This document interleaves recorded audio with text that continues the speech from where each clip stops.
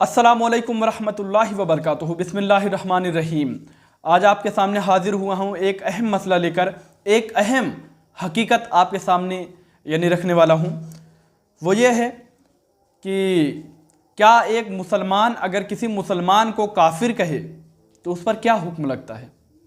मेरे जुमले पर गौर करिए कि एक मुसलमान किसी दूसरे मुसलमान को काफिर कहे तो उस पर क्या हुक्म लगता है।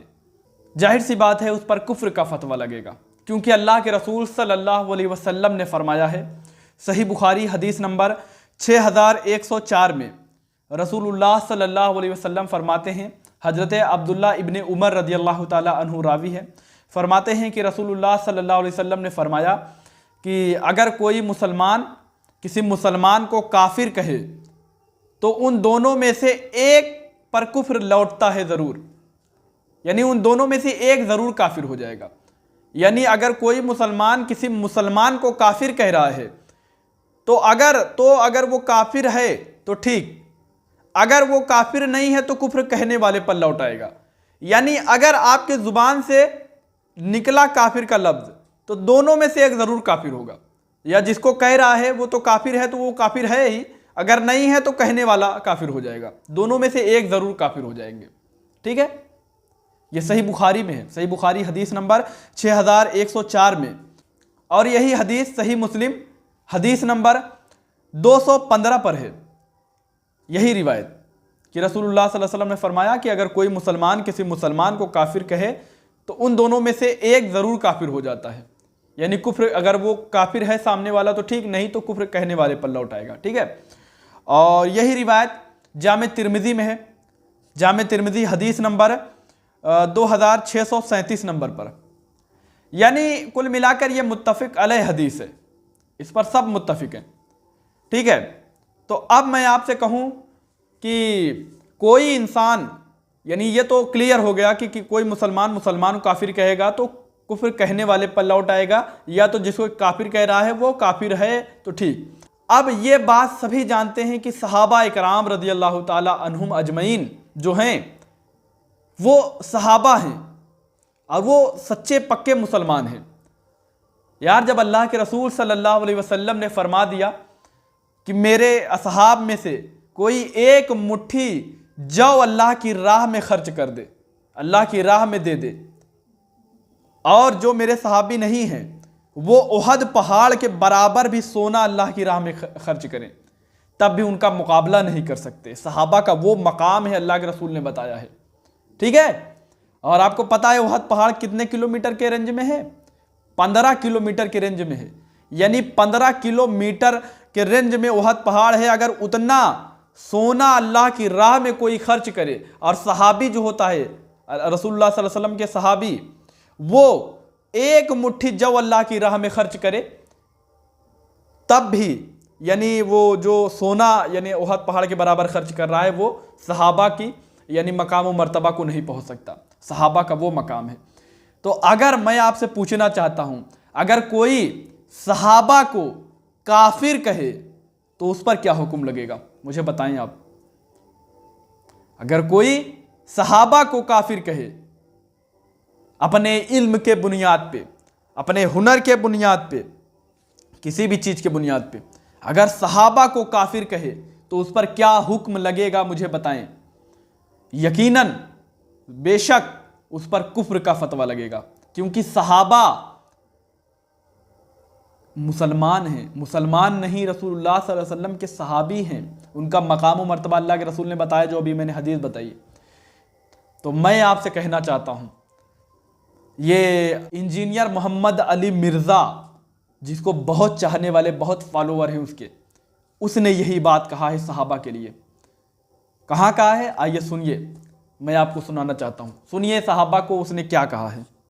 सैयदना उमर रज़ियल्लाहु ताला अन्हु अलैहिस्सलाम ने तलवार निकाल ली। उन्होंने कहा, या रसूलल्लाह इजाज़त दें, इस मुनाफिक की गर्दन उतार दीजिए। अब ये सैयदना उमर का यानी जो एटीट्यूड था वो बिल्कुल ठीक था कि नबी के साथ गद्दारी करने वाला मुनाफिक ही हो सकता है। आप अलैहिस्सलाम फरमाया, उमर बैठ जाओ, क्या तुम्हें मालूम नहीं है कि अल्लाह ताला ने बदरी असहाब की अगली पिछली गलतियां माफ़ कर दी हैं। तो ये बदरी असहाब में से है इसे छोड़ दो। लेकिन सैयदना उमर को नबी अलैहिस्सलाम ने यह नहीं फरमाया कि तुमने एक सहाबी को मुनाफिक और काफिर कहा है तो तुम भी तौबा करो क्योंकि कुफर तुम्हारे ऊपर लौट आएगा। ये मैं आपको एक क्रिटिकल इशू समझाने लगा हूं। आज की डेट में भी अगर कोई किसी सहाबी को अपने इल्म की बुनियाद पे काफिर भी डिक्लेयर कर दे, आज की डेट में भी अगर कोई किसी सहाबी को अपने इल्म की बुनियाद पे काफिर भी डिक्लेयर कर दे, वो ये समझे कि मेरे नजदीक वो काफिर था, तो इससे ये नहीं होगा कि हम उसकी तकफीर करेंगे। उस तक जो रवायतें पहुंची हैं वो यही समझता है। जिस तरह के सैयदना उमर ने उनके बारे में, उन्होंने तो सामने देख के भी कह दिया है मुनाफिक है, तो नबी अलैहिस्सलाम को चाहिए था, आप फरमाते कि उमर तुम तौबा करो, तुमने इसको काफिर और मुनाफिक कहा है तो कुफर तुम्हारी तरफ लौट आया। आप फरमाए नहीं। इसीलिए इमाम बुखारी ने किताबुल अदब चैप्टर जो बंद है ना, उसमें बाकायदा उन्होंने इसको बाब की हेडिंग बनाया है कि अगर कोई शख्स तावील की गलती की वजह से किसी को काफिर कह बैठे तो उसके ऊपर कुफर नहीं लौटेगा। अब ये बड़ा क्रिटिकल एक इशू है। इसीलिए मैं कहता हूं कि तकफीर सिर्फ उस शख्स की हो सकती है जो अल्लाह, रसूल, आखिरत, कुरान का इनकार करे। अगर किसी हस्ती का कोई इनकार कर देता है, सैयदना अबू बकर, उमर, उस्मान, अली या किसी भी और बड़ी से बड़ी हस्ती का, तो ये कुफर इस्लाम का मसला नहीं होगा। इन्होंने बड़ा क्रिटिकल इशू यानी समझा रहे हैं। जाहिल से लोग इल्म सीखते हैं और उलमा के पास जाते नहीं, पूछते नहीं उनसे। ये क्रिटिकल इशू समझा रहे हैं। ये एक सहाबी रसूल थे जो बदरी सहाबी हैं, जिनका नाम है हातिब बिन अबी बल्ता। इन्होंने रसूलुल्लाह सल्लल्लाहु अलैहि वसल्लम के असहाब में से हैं, सहाबी हैं। इन्होंने एक ख़बर जो है रसूलुल्लाह सल्लल्लाहु अलैहि वसल्लम की लीक कर दी थी, तो इसलिए हज़रत उमर रज़ियल्लाहु ताला अन्हु ने यानी उनको उनके ऊपर गर्दन रखते हुए कहा कि अल्लाह के रसूल आप हुक्म दें तो मैं इस मुनाफिक की यानी गर्दन मार दूं। ठीक है, ये इंजीनियर मोहम्मद अली मिर्ज़ा साहब बता रहे हैं। अच्छा, मैं पूछना चाहता हूं कि हज़रत उमर रज़ियल्लाहु ताला अन्हु ने हज़रत हातिब बिन अबी बल्ता रज़ियल्लाहु ताला अन्हु के गर्दन पर जो तलवार रखते हुए रसूलुल्लाह से कहा कि अल्लाह के रसूल मुझे हुक्म दे कि मैं इस मुनाफिक की गर्दन मार दूं, तो हज़रत उमर रज़ियल्लाहु ताला अन्हु काफिर कैसे हो जाएंगे? अगर वही सही बुखारी के हदीस माने, सही मुस्लिम की जो मैंने बताया, कैसे काफिर हो जाएंगे? नहीं काफिर होंगे। क्यों? और इन्होंने यही चीज़ कही ना कि रसूलुल्लाह ने नहीं कहा उनसे कि उमर तुम यानी तौबा करो, एक यानी एक मुसलमान को काफिर कह रहे हो। हज़रत उमर रज़ियल्लाहु ताला अन्हु अगर उनको यानी मुनाफिक कह भी रहे हैं फिर भी काफिर नहीं होंगे। क्यों? क्योंकि हज़रत उमर रज़ियल्लाहु ताला अन्हु के पास यानी चश्मदीद गवाह है। हज़रत उमर रज़ियल्लाहु ताला अन्हु के पास वो दलील है, सामने मौजूद है, और उन्होंने काम भी वही किया। मैं वो अपने ज़ुबान पे नहीं लाना चाहता, वो सहाबी रसूल हैं, बदरी सहाबी हैं, ताज़ीम व इज़्ज़त हमारे सराखों पर हैं वो। लेकिन उन्होंने जो काम किया था, रसूलुल्लाह सल्लल्लाहु अलैहि वसल्लम ने ये नहीं कहा कि ये इन्होंने गलत काम सही काम किया है, बल्कि रसूलुल्लाह ने ये कहा कि अल्लाह तबारक व ताला ने बदरी सहाबी जो सहाबा हैं उनके अल्लाह तबारक व ताला ने अगली पिछली गुनाहों को बख्श दिया है, लिहाजा इनको छोड़ दो। ये नहीं कहा कि नहीं इन्होंने मुनाफिकों वाला काम नहीं किया। ठीक है, वो जैसे अल्लाह मेरा रहीम है, रहमान है, अल्लाह तबारक व ताला के फजलो करम से मेरे नबी भी रहीम है। ठीक है, तो अब यहां पर जो हज़रत उमर रज़ियल्लाहु ताला अन्हु ने रसूलुल्लाह से कहा कि ये नहीं अब इजाज़त दे तो मैं इस मुनाफिक की गर्दन मार दूं, तो उस वक्त हज़रत हातिब बिन अबी बल्ता जो साहबी रसूल हैं उन्होंने वो ऐसा काम किया था जिस पर वो अपनी ज़ुबान पे वो लफ्ज़ ला रहे थे। मेरी कोई मजाल नहीं है कि मैं उन पर कुछ ऐसा कलाम करूं, बस मैं इशारा कर रहा हूं आपको कि उन्होंने ऐसा काम किया था, तब हज़रत उमर रज़ियल्लाहु ताला अन्हु ने ऐसा लफ्ज़ कहा था। अब ये क्रिटिकल इशू समझा रहे हैं। अब यहां से पॉइंट समझे, कह रहे हैं आज भी अगर कोई अपने इल्म के बुनियाद पर, तावील के बुनियाद पर सहाबी को काफिर कह दे तो उसको काफिर नहीं कहा जाएगा। अल्लाह अकबर। अब आप मुझे बताएं, वहां पर हज़रत हातिब बिन अबी बल्ता जो काम किए थे हज़रत उमर रज़ियल्लाहु ताला अन्हु के सामने था, हज़रत उमर रज़ियल्लाहु ताला अन्हु के दौर में थे, हज़रत उमर रज़ियल्लाहु ताला अन्हु के सामने सब हो रहा था, इसलिए उन्होंने उनको देख के कहा कि अल्लाह के रसूल इजाज़त दे तो मैं मुनाफिक की गर्दन मार दूं। लेकिन आज सभी सहाबी जितने भी नबी पाक सल्लल्लाहु अलैहि वसल्लम के असहाब हैं, सभी की ज़िंदगी लाइफ हमारे सामने है। किताबों में उनकी ज़िंदगी यानी पूरी यानी लिखी है। ऐसा कोई वहां पर यानी हजरत किसी सहाबी के यानी जिंदगी में ऐसा कोई मोड़ नहीं है जिसके बुनियाद पर आप उन्हें काफिर कहो। जब वो यानी ईमान पे उनका खात्मा हो गया, इस पर सभी मुत्तफिक हैं। जिनका ईमान पे खात्मा नहीं हुआ उनको सहाबी कहते ही नहीं, पहली बात, क्योंकि इन्होंने कहा सहाबी को कह सकते हो। अब जब इन्होंने कहा सहाबी को कह सकते हो, यानी उसका ईमान पे खात्मा हुआ है। और जब ईमान पे खात्मा हुआ है जानते हुए भी, तब आप कैसे उसको काफिर कहोगे? उनको क्रिटिकल इशू समझा रहे हैं वो। अब सहाबी हमारे सामने किताबों में मौजूद है, जिनका ईमान पे खात्मा हुआ है, जिनको सहाबी कहा जाता है। अब अगर कोई आए उठ के कह दे कि वो काफिर हैं, मेरे इल्म के बुनियाद पे उन्होंने हज़रत अली से जंग की, उन्होंने ये किया वो किया, उन्होंने इनके साथ लड़ाई की, उनको बुरा भला कहा, तो आप उनको काफिर कहोगे?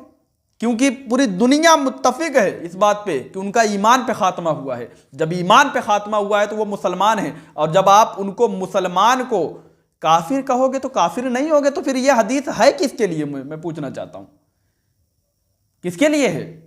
देखे, मैं ये बात कहता नहीं, लेकिन आज मैं मजबूर हूं ये बात कहने के लिए कि इंजीनियर मोहम्मद अली मिर्जा के अंदर से मुझे शियाओं की बू आती है, मुझे बू आती है शियाओं की, क्योंकि शिया सहाबा को गालियां देते हैं, काफिर कहते हैं ना कि रसूलुल्लाह सल्लल्लाहु अलैहि वसल्लम की उधर आंख बंद हुई, इधर सहाबा माज़ल्लाहि रब्बिल आलमीन मुर्तद हो गए, काफिर हो गए, अस्तगफिरुल्लाह।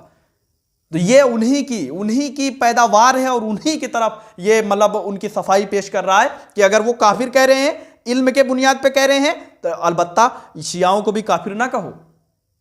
अल्लाह अकबर। इसको समझो। और इसको कौन अच्छा कहता है? इंजीनियर मोहम्मद अली मिर्जा को कौन अच्छा कहता है? बरेलवी हो, देवबंदी हो, अहले हदीस हो, जितने भी मकतबे फिक्र हैं, कोई अच्छा नहीं कहता, सब गालियां देते हैं इसको।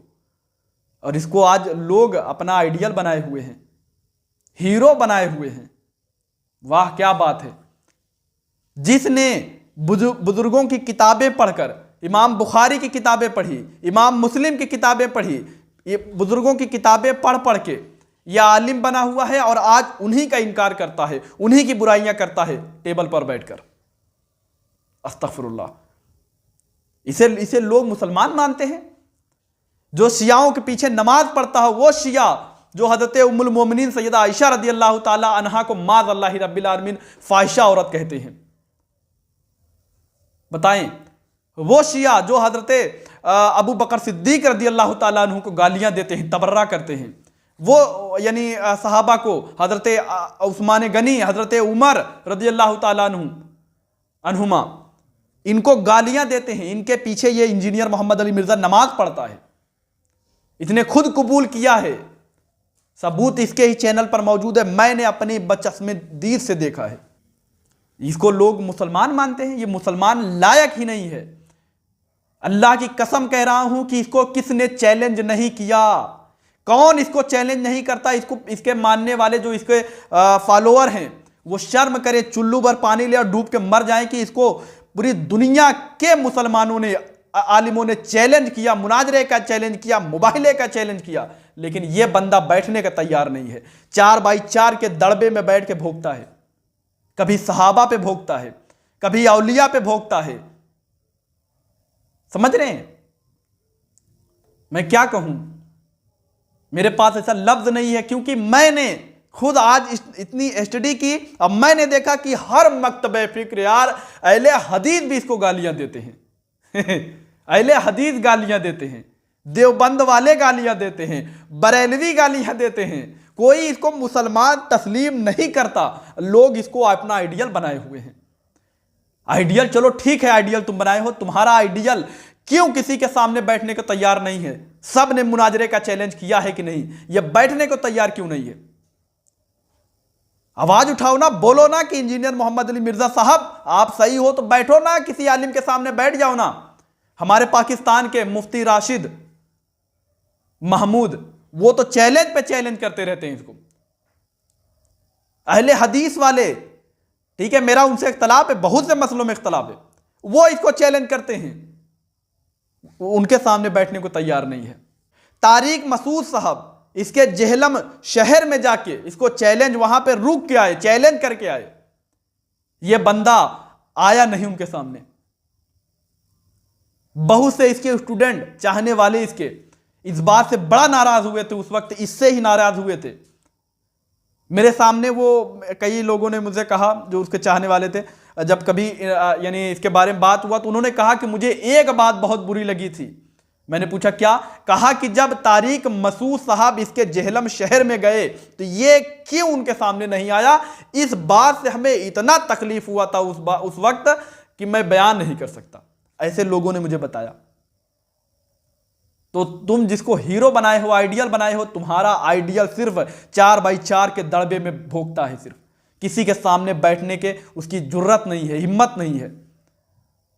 कौन है जो यानी जिन्होंने इसको चैलेंज नहीं किया है? बड़े बड़े जो उलमा में से हैं, ठीक है। तो इनकी ये औकात है और आज इसको लोग आइडियल बनाए हुए हैं। अरे यार, तुम्हारा आइडियल किसी के सामने बैठने को तैयार नहीं है, ठीक है। तुम्हारा आइडियल डरता है। हमारे आइडियल यानी बाकायदा इसको गिरफ्त करते हैं, इसको चैलेंज करते हैं। और ये 4x4 के दड़बे में बैठ के 4 लोगों को 10 लोगों को लेकर उसी में अपना बताता है। तो भाई सामने आओ, किसी के सामने बैठो तो सही, एक मुनाजरा तो कर लो अपनी जिंदगी में, एक मुनाजरा कर लो। पूरी दुनिया के सामने आपकी हकीकत ना खुल जाए तो मेरा नाम मोहम्मद अजीम नहीं, ठीक है। मैं कहता हूं जिस दिन ये मुफ्ती राशिद महमूद साहब के सामने बैठ गया और इसको यानी इसकी औकात ना पता चल गई, उस दिन से जो चाहना मेरा नाम तुम रख देना, खुद बैठाओ तो मुफ्ती राशिद साहब के सामने। नहीं बैठेगा कभी, क्योंकि मुफ्ती राशिद साहब आलिम हैं, इनकी ये औकात है। ये सहाबा को काफिर यानी कहना चाहते हैं और कहते हैं कि किसी ने सहाबा को काफिर कह दिया तो उस पर कुफ्र का फतवा नहीं लगेगा, उसे काफिर नहीं कहा जाएगा। यार, जब तुम्हें अगर कोई काफिर कह दे तो तुम्हें मिर्ची लग जाती है। तुम यही हदीस ला के दिखाते और यही हदीस है ही। कोई मुसलमान जानबूझकर किसी मुसलमान को काफिर कहे, कुफ्र का फतवा नहीं आएगा, वो खुद काफिर हो जाएगा। हाँ, उसने यानी धोखे से काफिर कह दिया, गलती से काफिर कह दिया, मिसअंडरस्टैंडिंग हो गई उससे, ठीक है, तो इस पर उसे कुफ्र का फतवा नहीं आएगा। आदमी यानी कहेगा कि चलो वो यानी धोखा हो गया, ठीक है, गलत फहमी हो गई। लेकिन अब सहाबा के बारे में कौन सा मिसअंडरस्टैंडिंग होगी, बोलिए? हाँ, कौन सा आपका सहाबा के बारे में कौन सा आपके साथ यानी धोखा हो जाएगा? सहाबा तो यानी उनकी वफात हुई ईमान की हालत में, ईमान की हालत में उनकी वफात हुई है, दुनिया से गए हैं। तो क्या अब भी आपको शक है कि वो काफिर हैं 1400 साल के बाद भी? कुछ सोच समझे। खैर, मुझसे बोलने में कोई गलती हुई हो तो मुझे माफ़ करें। अस्तगफिरुल्लाह रब्बी मिन कुल्ली ज़ंबि व अतूबु इलैह। अस्सलामु अलैकुम व रहमतुल्लाहि व बरकातुहू।